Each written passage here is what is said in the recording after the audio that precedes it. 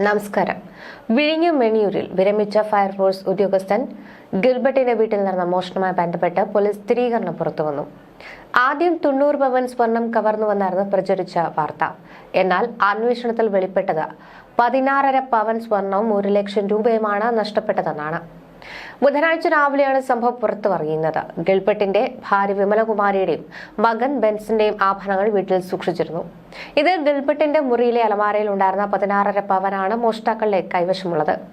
ബാക്കി ആഭരണങ്ങൾ ബെൻസിന്റെ മുകളിലത്തെ മുറിയിൽ സൂക്ഷിച്ചിരുന്നതായും അവിടെ അലമാരകൾ കുത്തി തുറന്നിരുന്നുവെങ്കിലും അടിഭാഗത്തെ അറയിൽ സൂക്ഷിച്ചിരുന്ന സ്വർണം നഷ്ടപ്പെട്ടിരുന്നില്ല എന്നുമാണ് ഇപ്പോൾ സ്ഥിരീകരണം പുറത്തുവന്നത്. വിരലടയാള വിദഗ്ധർ, ഫോറൻസിക് സംഘം, ഡോഗ് സ്ക്വാഡ് എന്നിവർ സ്ഥലത്തെത്തി തെളിവെടുപ്പ് നടത്തിയിരുന്നു. വീടിനെയും ചുറ്റുപാടിനെയും വ്യക്തമായി അറിയുന്നവരാണ് ഈ മോഷണത്തിന് പിന്നിലെന്നാണ് പോലീസിന്റെ പ്രാഥമിക നിഗമനം. CCTV ദൃശ്യങ്ങളും ഫോൺ കോൾ വിവരങ്ങളും കേന്ദ്രീകരിച്ചാണ് നിലവിൽ അന്വേഷണം ഊർജിതമാക്കിയിരിക്കുന്നത് വിഴിഞ്ഞം പോലീസ്. വീട് കുത്തി തുറന്ന് 90 പവൻ സ്വർണം കവർന്നുവെന്നായിരുന്നു ആദ്യത്തെ റിപ്പോർട്ടുകൾ. പിന്നീടാണ് ഇത്തരത്തിൽ 16.5 പവൻ സ്വർണവും 1 ലക്ഷം രൂപയുമാണ് നഷ്ടപ്പെട്ടതെന്ന് പോലീസ് കണ്ടെത്തിയത്. ഗിൽബർട്ടിന്റെ ഭാര്യ വിമലകുമാരിയുടെയും മകൻ ബെൻസിന്റെയും ഉൾപ്പെടെ 90 പവൻ ഈ വീട്ടിൽ തന്നെ സൂക്ഷിക്കുകയായിരുന്നു. ഇതിലാണ് ഗിൽബർട്ടിന്റെ മുറിയിലെ അലമാരയിൽ സൂക്ഷിച്ചിരുന്ന 16.5 പവൻ സ്വർണവും പിന്നെ 1 ലക്ഷം രൂപയും നഷ്ടപ്പെട്ടത്. പക്ഷേ മകന്റെ അഞ്ചലിലെ കോളേജ് ജീവനക്കാരനായ മകന്റെ മുറിയിലായിരുന്നു ബാക്കി സ്വർണ്ണാഭരണങ്ങൾ സൂക്ഷിച്ചിരുന്നത്. പിന്നീട് ഈ പോലീസ് ഇത്തരത്തിൽ ഇവിടെ മോഷണം നടന്നുവെന്നും തുടർന്നുള്ള അന്വേഷണം നടത്തുന്നതിനിടെയുമാണ് ഈ മുറിക്കുള്ളിൽ നിന്ന് ഇത്തരത്തിൽ സ്വർണം നഷ്ടപ്പെട്ടിട്ടില്ല എന്ന് മനസ്സിലാക്കിയത്. ബെൻസിന്റെ മുകളിലത്തെ മുറിയിലെ അലമാരയിൽ തന്നെ ഇത്തരത്തിൽ അടിഭാഗത്തെ അറയിൽ ഭദ്രമായി തന്നെ ആ സ്വർണം ഉണ്ടായിരുന്നു. എന്തായിരുന്നാലും പോലീസ് അന്വേഷണം ഊർജിതമാക്കിയിട്ടുണ്ട്. ആളില്ലാത്ത സമയത്താണ് ഇത്തരത്തിലൊരു മോഷണം അവിടെ നടന്നിരിക്കുന്നത്. വീടിന്റെ 2ാമത്തെ നിലയിലായിരുന്നു സ്വർണം സൂക്ഷിച്ചത്. താഴത്തെ നിലയിലെ മുറിയിലായിരുന്നു 1 ലക്ഷം രൂപ.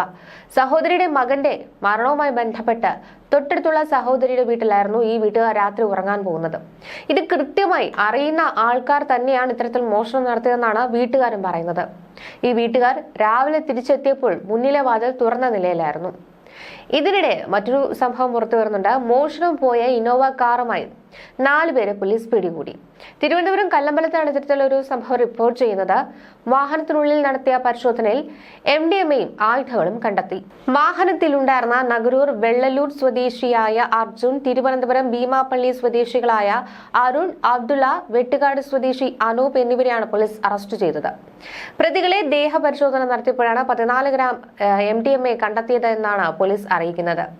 കല്ലമ്പലത്ത് നിന്നും 2 മാസങ്ങൾക്ക് മുൻപാണ് ഇന്നോവ കാർ മോഷണം പോയത്. വാഹനം കല്ലമ്പലം ഭാഗത്തുണ്ടെന്ന് വാഹന ഉടമയാണ് പോലീസിന് വിവരം അറിയിച്ചത്. തുടർന്ന് ഇത്തരത്തിൽ കഴിഞ്ഞ ദിവസം പോലീസ് വിവിധയിടങ്ങളിൽ വാഹന പരിശോധന നടത്തുന്നതിനിടെ വേലൂർ ഭാഗത്തു നിന്നും ഈ കാർ കണ്ടെത്തുകയായിരുന്നു.